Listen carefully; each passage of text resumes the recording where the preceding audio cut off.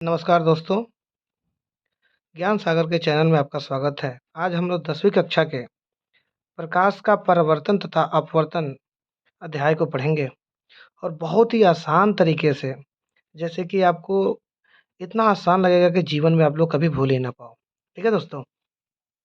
तो आज हम लोग सबसे पहला जो टॉपिक है हमारा, जैसे कि आपको दिखाई दे रहा है, प्रकाश। तो प्रकाश एक प्रकार की ऊर्जा है, जिसके द्वारा हमें वस्तु को देखने की अनुभूति होती है। मतलब प्रकाश एक ऐसी चीज़ है जिसके द्वारा ही हम किसी चीज़ को देख पाते हैं। अगर प्रकाश नहीं होता तो शायद हम दिन और रात में अंतर भी नहीं कर पाते, और ये बहुत फैक्ट चीज़ है जिसको जानना बहुत ही ज़रूरी है। ठीक है दोस्तों? कभी अंधेरे में ऐसा होता है कि कोई चीज़ हमें ढूँढनी हो, नहीं मिलता है, मोबाइल जलाएँ, वो चीज़ को आसानी से खोज लेते हैं। एक प्रकार की क्या है? प्रकाश है। ठीक है दोस्तों? अगला जो टॉपिक है हमारा, वो है प्रकाश का गुण। प्रकाश का गुण का मतलब कि प्रकाश का गुण क्या है? जैसे कि एक क्रिकेटर का देख लीजिए, क्रिकेटर का गुण क्या है कि क्रिकेट खेलना, और क्रिकेट में भी पार्ट बने हुए हैं। एक बॉलर का गुण क्या है? बॉलिंग करना। एक कीपर का क्या गुण है? कीपिंग करना। उसी प्रकार प्रकाश का भी कुछ गुण होता है। ठीक है दोस्तों? उन गुण के बारे में हम लोग जानने का प्रयास करेंगे। पहला जो इसका गुण है कि प्रकाश सरल रेखा में गमन करता है। यानी प्रकाश जब भी गमन करेगा एक सीधी रेखा में, ऐसे सीधी रेखा में गमन करेगा। जैसे कि आपके घरों में अगर कोई टार्च हो, टार्च से अगर आप लाइट जला दो, तो कभी वो लाइट होगी टेढ़ा-मेढ़ा नहीं जा सकती है। ठीक है? थोड़ा इसको समझने का प्रयास करिए, यानी लाइट जब जाएगा तो सीधी रेखा में जाएगा। ठीक है? दूसरा जो है, प्रकाश का चाल कहाँ पे? तो निर्वात में। निर्वात का मतलब होता है, इसको समझिए, निर्वात का मतलब होता है जहाँ पे कुछ भी ना हो, ना धूल धक्कड़, एनीथिंग, कुछ भी ना हो, उसको निर्वात बोला जाता है। और वहाँ पे जो प्रकाश की चाल होती है वो 3 × 10⁸ मीटर प्रति सेकंड होती है। ठीक है? प्रकाश का तरंग, तीसरा जो है, प्रकाश का तरंग दैर्ध्य 39 एंगस्ट्रॉम से लेकर 78 एंगस्ट्रॉम होता है। और चौथा जो है, प्रकाश अपारदर्शी वस्तु की अपारदर्शी वस्तु की तीव्र छाया बनाती है। ये बहुत अच्छी चीज़ है। तीव्र छाया, अगर आपसे कई लोग पूछ दें कि परछाई कैसे बनती है, तो यानी परछाई, बहुत सोचने वाली बात हो जाएगी। लेकिन देखिए, मैं किसी को बहुत आसान तरीक़ा से आपको बताता हूँ कि परछाई कैसे बनती है।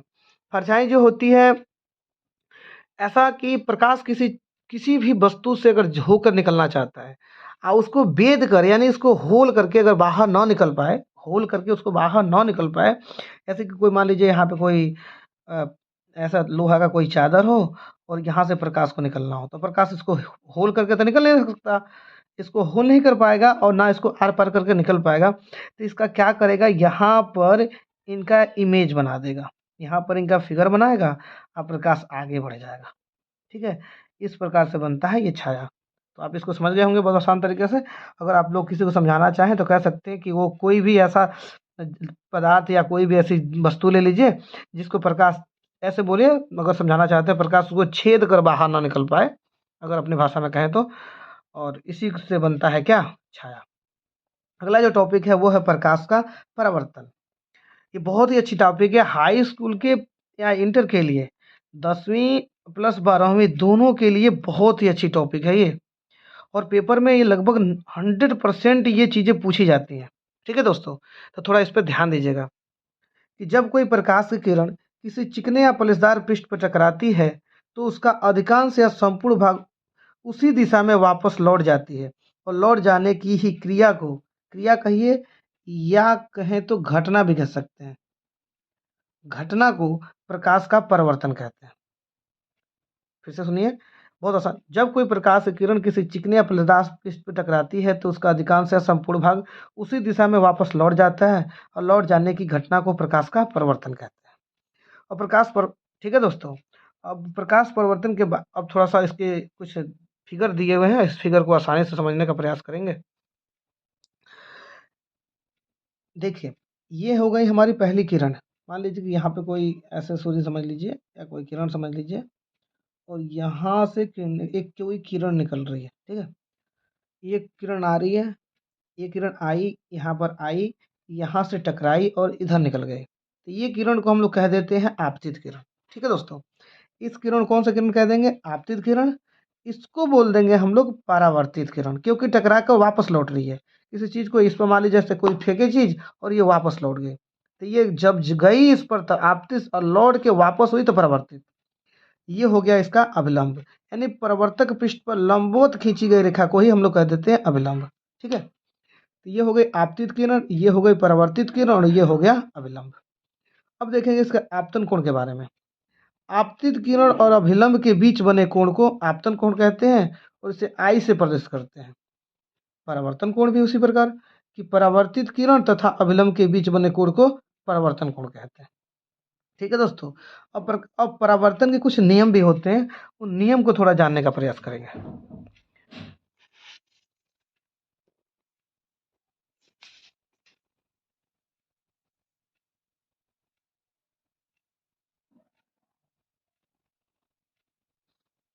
पर देखिए यहाँ पर लिखा हुआ है परावर्तन के नियम। परिवर्तन के दो नियम हैं। परिवर्तन कितने नियम हैं? परिवर्तन के दो नियम, थोड़ा इसको ध्यान दीजिएगा। परिवर्तन कितने नियम हैं? तो परिवर्तन के दो नियम हैं। ठीक है दोस्तों,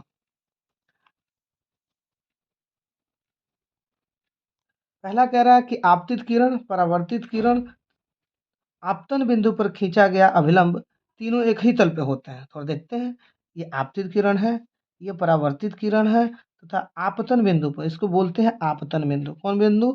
आपतन बिंदु। कौन बिंदु दोस्तों? तो आपतन बिंदु। आपतन बिंदु पर खींचा गया अभिलंब 1 नंबर, ये 2 नंबर और ये 3 नंबर, तीनों एक ही तल पर होते हैं। क्या होते हैं? एक ही तल पर होते हैं। ठीक है दोस्तों, और दूसरा जो कह रहा है कि आपतन कोण तथा परावर्तन कोण सदैव आपस में बराबर होते हैं, यानी ये आई और ये आर, आपतन कोण और परावर्तन कोण, ये सदैव ही आपस में क्या होते हैं? बराबर होते हैं। यानी कोण आई जो होता है वो कोण आर के हमेशा क्या होता है? तो बराबर होता है। इस बात को याद रखिएगा, और ये पेपर की दृष्टि से बहुत इंपॉर्टेंट होता है। 100 नंबर में समझ लीजिए 100 के 100% के लायक होता है ये, इतना अच्छा क्वेश्चन है।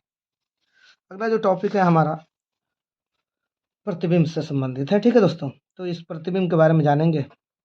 यदि कोई प्रकाश की किरण वस्तु के बिंदु से चलकर परिवर्तन परिवर्तन के पश्चात किसी दूसरे बिंदु पर जाकर मिलती है अथवा किसी दूसरे बिंदु से आती हुई प्रतीत होती है, तो इस दूसरे बिंदु को पहले बिंदु का प्रतिबिंब कहते हैं।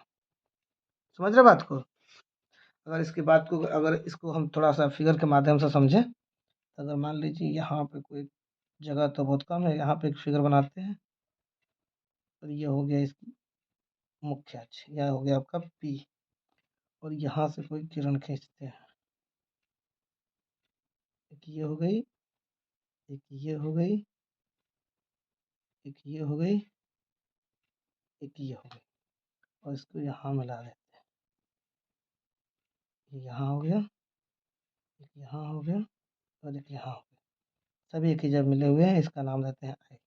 ठीक है दोस्तों, जब कोई प्रकाश की किरण वस्तु के बिंदु से, यानी कि वस्तु के बिंदु का मतलब है कि अगर यहाँ पे कोई व्यक्ति है, अगर मान लीजिए कि यहाँ पे कोई व्यक्ति है, अगर हम टार्च मारते हैं या प्रकाश मारते हैं, तो इस प्रकाश को इसके सर से होकर जाना पड़ेगा, इस बिंदु से होकर जाना पड़ेगा, तब इसका प्रतिबिंब बनेगा। ऐसा ना कि वस्तु यहाँ हो, हम टार्च यहाँ मार रहे हैं, इससे कोई मतलब होगा? कोई मतलब नहीं, इसका प्रतिबिंब बनेगा नहीं बनेगा। ठीक है दोस्तों, तो वही है। तो जब कोई प्रकाश की किरण उसके बिंदु से होकर जाती है, तो अपवर्तन के पश्चात किसी बिंदु पर आकर मिलती है या मिलती हुई प्रतीत होती है, उससे हम लोग क्या कह देते हैं? तो प्रतिबिंब कहते हैं। आपको समझ में आ गया होगा। प्रतिबिंब जो है दो प्रकार के होते हैं। प्रतिबिंब कितने प्रकार के होते हैं?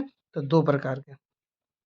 कौन कौन से प्रतिबिंब होते हैं? तो इसको चाहे तो आप लोग ऐसे कर सकते हैं, ऐसे दिखा सकते हैं इसको, ये रही। ये दूसरा है, इसका मतलब कि प्रतिबिंब दो प्रकार के होते हैं। कौन कौन सा?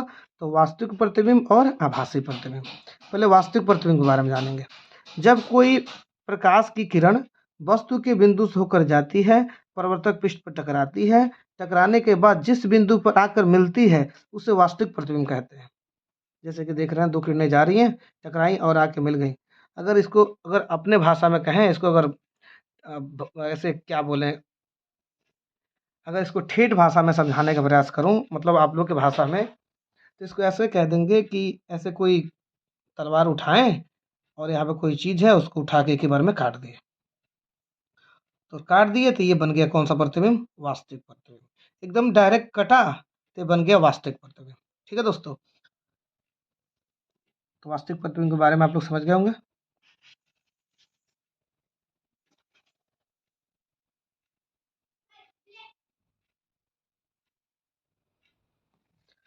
अगला इसका पॉइंट है आभासी प्रतिबिंब। जब कोई प्रकाश की किरण किसी वस्तु के बिंदु से होकर जाती है, परावर्तक पृष्ठ पर टकराती है, टकराने के बाद जिस जिस बिंदु पर आकर मिलती है या मिलती हुई प्रतीत होती है उसे आभासी प्रतिबिंब कहते हैं। आके मिल रही है या मिलती हुई प्रतीत हो रही है उसे आभासी प्रतिबिंब कहते हैं। अगर अपने भाषा में इसको समझाएं तो ये कहिए कि किसी चीज़ को काटने में रेत रेत के, जैसे कि कोई हंसुआ समझ लीजिए, कोई रेती समझ लीजिए, ऐसी कोई चीज़ें ले लीजिए जिसको काटने में रुक रुक के कटती हों, डॉट डॉट करके रुक रुक के कटती हैं। जैसे कि तलवार उठाए, हटाक छपाक से काट दी, अलग हो गई। लेकिन ऐसी चीज़ें कोई उठाइए जिसे काटने पर रुक रुक के कटे, ऐसी किरणों, ऐसी कटान को ही हम लोग कह देते हैं आभासी। तो ये हो गया डायरेक्ट कटेगा तो वास्तविक, और डॉट डॉट करके काट देंगे तो वो आभासी। याद रखिएगा, ये ट्रिक है एक प्रकार का। आभासी हो गया, ये वास्तविक हो गया। डायरेक्ट कट गया तो वास्तविक, रुक रुक के कटा तो आभासी। उसके बाद से अगला पॉइंट है हमारा गोलीय दर्पण। ठीक है दोस्तों, गोलीय दर्पण का मतलब कोई ऐसे गोला होता है, ऐसे गोले ले लीजिए, और ये किस पर एकदम खोखला होता है। खोखला का मतलब वो समझ लीजिए खाली, इसमें कुछ भी नहीं है, एकदम खाली है, और इसका ये पॉइंट होता है और इसको बीच से काटा जाता है। ठीक है दोस्तों, तो गोलीय दर्पण कांच के खोखले गोले का कटा हुआ एक भाग होता है। गोलीय दर्पण होता है, ये कांच का होता है। इस चीज का होता है तो कांच का होता है। ठीक है दोस्तों, और उसके बाद से खाली खोखला होता है, खोखला।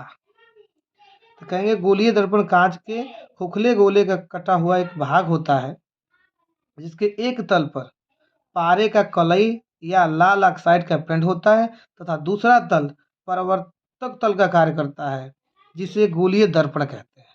मतलब एक तल पर, मान लीजिए इस तल पर आपने कलई कर दिया, इस तल पर आपने क्या कर दिया, कलई कर दिया, तो कलई कर दिया, कलई कर दिया, तो इधर का भाग जो होगा वो परावर्तक परावर्तक पृष्ठ का कार्य करेगा। परावर्तक तल का ये, पृष्ठ का ये का कार्य करेगा। ठीक है दोस्तों, तो इसे कहते हैं हम लोग गोलीय दर्पण। मतलब एक बार साइड अगर आप कलई कर दिए तो दूसरा साइड प्रवर्तक तल का काम करेगा। मान लीजिए इधर आपने कलई कर दिया, इधर कलई कर दिया आपने, तो इधर का भाग किसका काम करेगा, परावर्तक तल का। इधर कलई तो इधर का प्रवर्तक तल, इधर कलई तो इधर का प्रवर्तक तल, और इसी से मिलकर बना है क्या, गोलीय दर्पण। गोलीय दर्पण दो प्रकार का होता है, एक होता है अवतल दर्पण और एक होता है उत्तल दर्पण। और इसके बारे में हम लोग नेक्स्ट पार्ट के अगले वीडियो में देखेंगे। तब तक के लिए थैंक यू। और आप हमारे चैनल को, ज्ञान सागर चैनल को सब्सक्राइब करिए, लाइक करिए और ज़्यादा से ज़्यादा हो सके तो शेयर करिए। ठीक है दोस्तों।